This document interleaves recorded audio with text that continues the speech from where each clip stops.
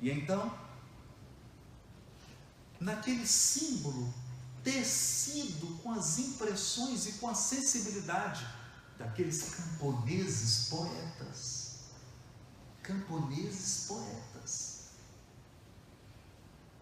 O ser humano, depois de toda a criação pronta, depois da terra, dos mares, do céu, das estrelas, do sol, das árvores, dos campos, dos animais, tomando dos elementos da terra, Deus forma, molda, como um oleiro faz com um vaso de argila, molda o corpo da espécie humana, a nos dar uma lição singela, mas espiritualmente profunda. Biologicamente, fisicamente, nós somos de barro. Somos pó. Viemos do pó e ao pó retornaremos. Se você quiser dizer isso com a linguagem da ciência de hoje, poderá dizer que o corpo humano é feito de hidrogênio, de oxigênio, de carbono e de nitrogênio, os 4 elementos químicos principais na composição do corpo humano. E que tão logo morremos, nosso corpo físico se decompõe nesses mesmos elementos. Ou talvez você poderá dizer a mesma coisa com a linguagem da ciência de hoje. Poderá dizer que o oxigênio nós recebemos gratuitamente. O hidrogênio gratuitamente. O carbono está presente abundantemente, mas a nossa grande luta é pelo nitrogênio. Esse sim, o elemento fundamental de todas as proteínas. Não há uma sequer das proteínas fundamentais, dos compostos químicos essenciais, que não tenha presente o elemento químico, nitrogênio. E é pelo nitrogênio que nós temos que suar, trabalhar.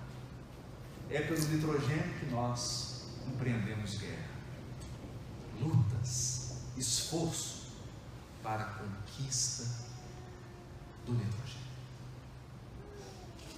Então, na maneira simples dos camponeses, eles davam-nos lições grandiosas. Deus forma o corpo, que é material. Forma o primeiro ser humano. E na singeleza desses camponeses poetas, que nome irá receber o primeiro ser humano? O nome do barro do qual ele foi formado. A terra era chamada de Adamá. E o primeiro ser humano é Adão, aquele que vem da Adamá, da terra, o terreno. A tradução em português mais perfeita deveria ser terreno. Ou, se você tiver um pendor mais místico, terráqueo. O terreno, aquele que vem da terra, para nos lembrar da fragilidade de um ser humano. Basta 24 horas sem água e você entra num estado de desidratação fatal.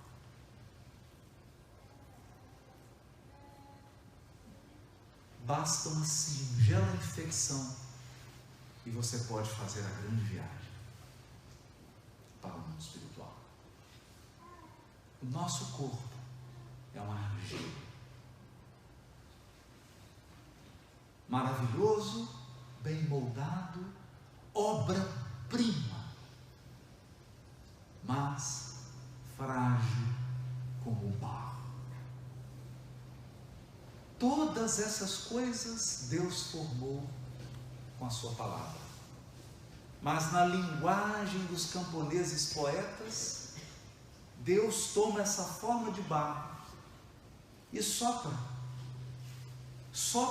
nas narinas dessa forma.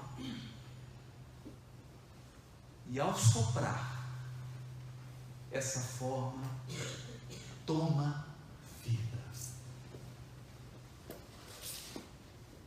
O símbolo parece simples. Por que Deus criou o sol com a palavra? A luz com a palavra? Os mares com a palavra? Mas ao criar o Espírito, soprou.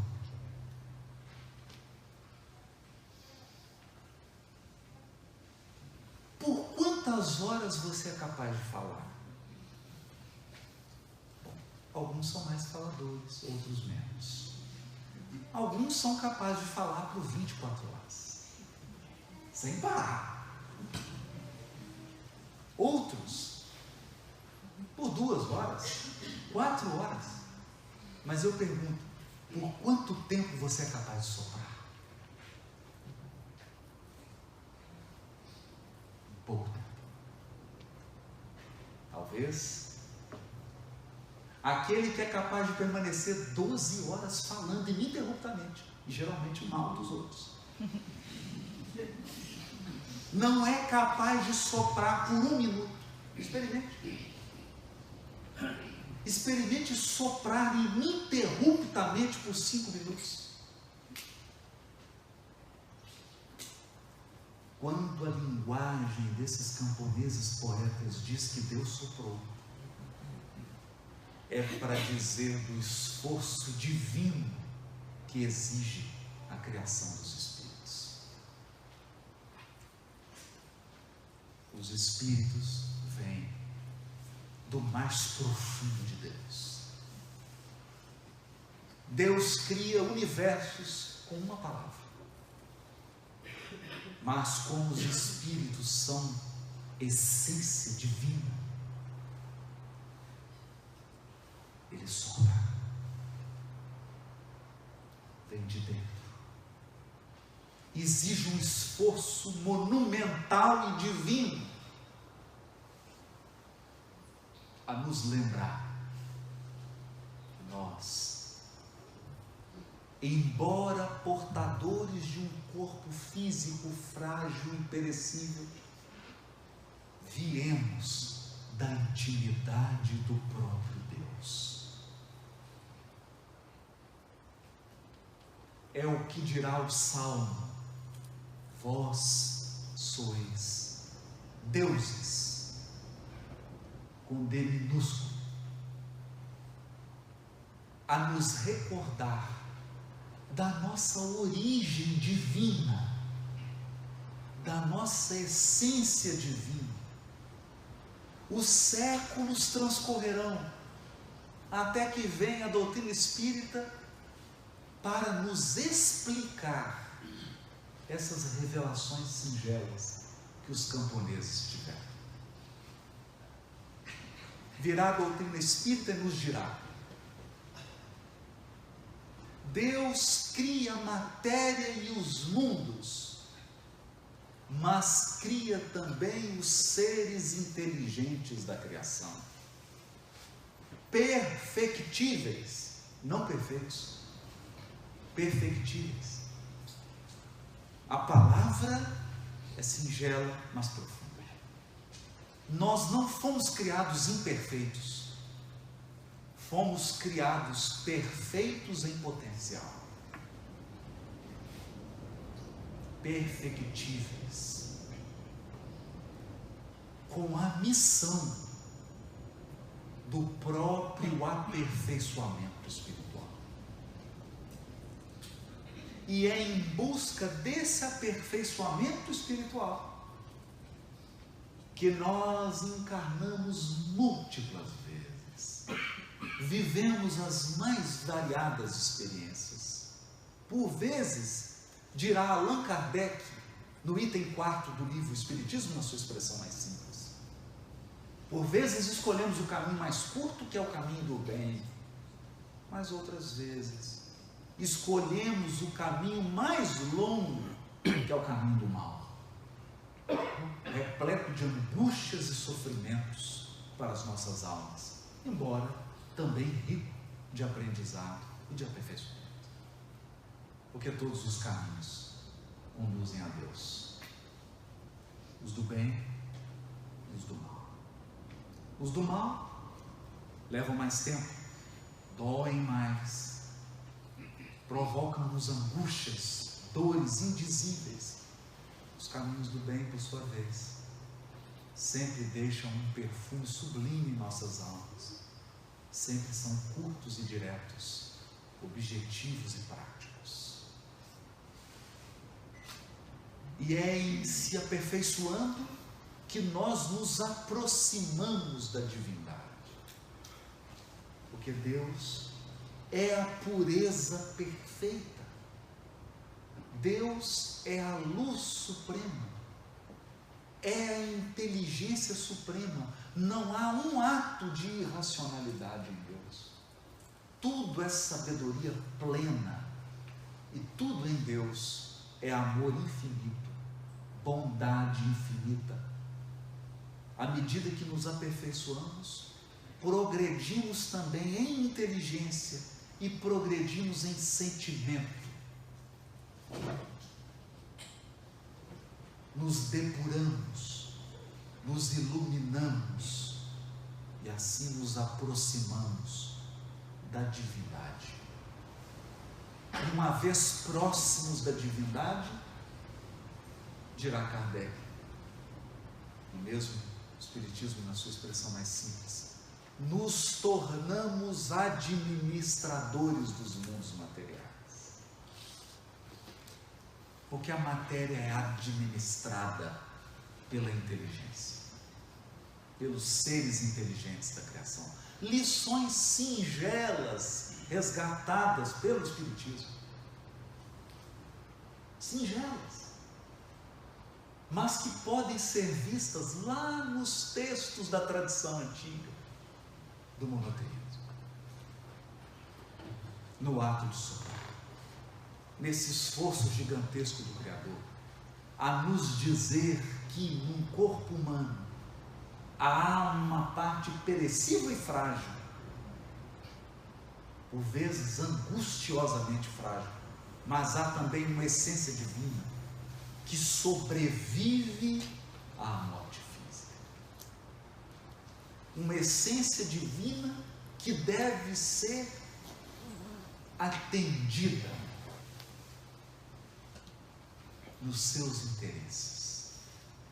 E hoje, passados séculos e séculos da primeira revelação, nós olhamos os noticiários da América e do Velho Mundo e ficamos estarrecidos, porque a humanidade parece uma embarcação sem rumo. Os seres humanos estão absolutamente perdidos. Abandonaram a bússola, o referencial espiritual das vidas humanas. Vivemos unicamente para atender às necessidades sem fim, do nosso corpo perecível. Por que necessidade sem fim? Porque você toma água agora, para daqui a algum tempo voltar a ter uma sede terrível. Você almoça hoje e terá que almoçar amanhã. Você dorme agora e amanhã inevitavelmente terá que dormir. São necessidades sem fim. E ao lado dessas necessidades básicas do nosso corpo perecível, às necessidades que o espírito inquieto cria fantasiosamente para as suas vidas. Necessidade de possuir, necessidade de reter, necessidade de controlar, necessidade de comandar. E assistimos agora o fim de um projeto, de um ambicioso projeto. Ambicioso projeto que teve seu ápice na Grécia Antiga, quando Deus foi retirado das cogitações humanas e foi colocado no centro dessas cogitações um ser humano. E o ser humano passou a ser a medida de todas as coisas. O Criador Todo-Poderoso foi relegado ao abandono. Os interesses espirituais foram esquecidos. E nós resolvemos adotar como parâmetro o homem, medida de todas as coisas. Olha para a civilização de hoje. Que tipo de medida um ser humano é capaz de oferecer? São tantos interesses, são tantas necessidades, são tantas culturas diferentes, são tantos modos de pensar diferentes, são tantos interesses inconfessáveis, provocando conflitos, atentados, mortes, guerras, sem falar na exploração do ser humano pelo próprio ser humano.